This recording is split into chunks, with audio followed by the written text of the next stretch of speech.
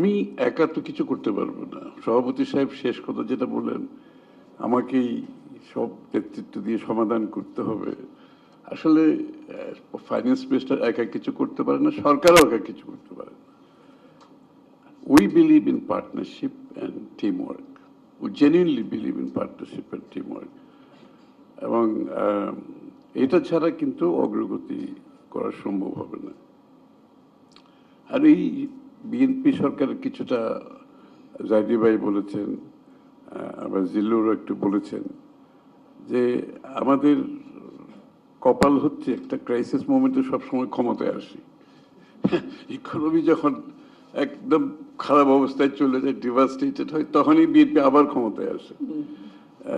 But good thing, ভালো দিক হচ্ছে বোধহয় আমরা বিগত দিনে টার্ন অ্যারাউন্ড করতে পেরেছি সামওয়াট ইকোনমিকে। খারাপ সময়ে দায়িত্ব নিয়েও economy turn around again because একটা কারণে যে বিএনপির অ্যাকচুয়ালি ফাউন্ডিং ভ্যালু হচ্ছে যে প্রাইভেট সেক্টর লেড গ্রোথের যে প্রিন্সিপাল, যে নীতিমালা, যে দর্শন, এটা ওয়ার্ক করেছে বারবার ওয়ার্ক করেছে।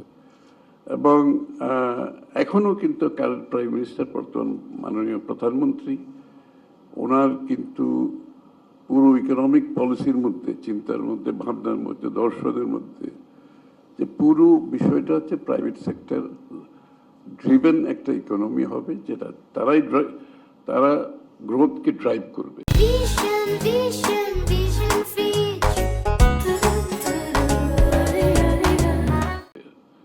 এবং পাবলিক সেক্টর সরকারের কাজ হচ্ছে ফেসিলিটেট করা, এনেবল করা। তো সেই কাজটা আমরা করার চেষ্টা করতেছি আপনাদের সকলকে নিয়ে। অনেকগুলো সমস্যা এখানে বলেছেন। আসলে পুরো বিষয়টা, it everything boils down to investment. আমরা যত কথাই বলি বিনিয়োগ ব্যতীত এখান থেকে বেরিয়ে আসার কোনো সুযোগ নাই। এবং আমি এটাও এগ্রি করি, অনেকে বলেছেন আপনারা, যে দেশের মধ্যে যদি বিনিয়োগ না হয় বিদেশিরা এখানে আসার জন্য যে ইনসেন্টিভ, যেটা যে তাদের যে কনফিডেন্স, সেটা হবে না। এবং বাংলাদেশের ব্যবসায়ীরা সেটা করেছে বিগত দিনে। আমাদের যে গ্রোথটা হয়েছে বিগত দিনে, সেটা মূলত প্রাইভেট সেক্টর ড্রিভেন একটা গ্রোথ ছিল। তাহলে বিনিয়োগের জন্য মূলত যে পরিবেশ দরকার, সেটা আমরা চেষ্টা করছি সেটা করার জন্য। এবং বাধাগুলো তো আপনারা সকলেই বলেছেন।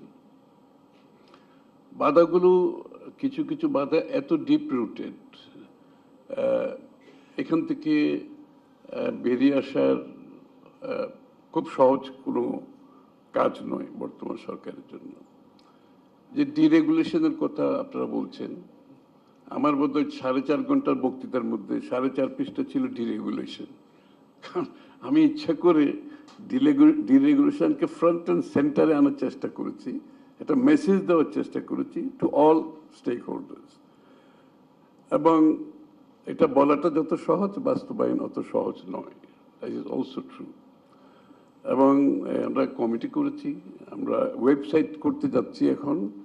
ডিরেগুলেশনের যে বিষয়গুলো, সিদ্ধান্তগুলো আমরা দিয়েছি, সেটাতে যদি ব্যবসায়ীরা কোথাও বাধাগ্রস্ত হয়, তারা ওই ওয়েবসাইটে জানানোর জন্য আমরা বলেছি। এখানে আমি একটা কথা বলছি যে আপনারা আমাকে, আমরা একটা কমিটি করেছি, টাস্ক ফোর্স করেছি, ওয়েবসাইটে আপনারা কমপ্লেন করবেন, সেটা ঠিক আছে। কিন্তু অ্যাজ এ ট্রেড বডি আপনাদের কিন্তু পজিশন নিতে হবে। এখানে যেখানে বাধাগ্রস্ত হচ্ছে সেখানে you have to take a position. যে কিছু কমপ্লেন এর মধ্যে আমার কাছে এসছে, যেটা সিমিন বলতেছিল কিছু কিছু বিষয়ে, এবং আমি কাস্টমস, পোর্ট এবং প্রাইভেট সেক্টরকে নিয়ে একসাথে বসেছি, ওপেন এরকম এইভাবে বসেছি খোলামেলা, যেটা নর্মালি সরকারি কর্মকর্তারা পছন্দ করে না।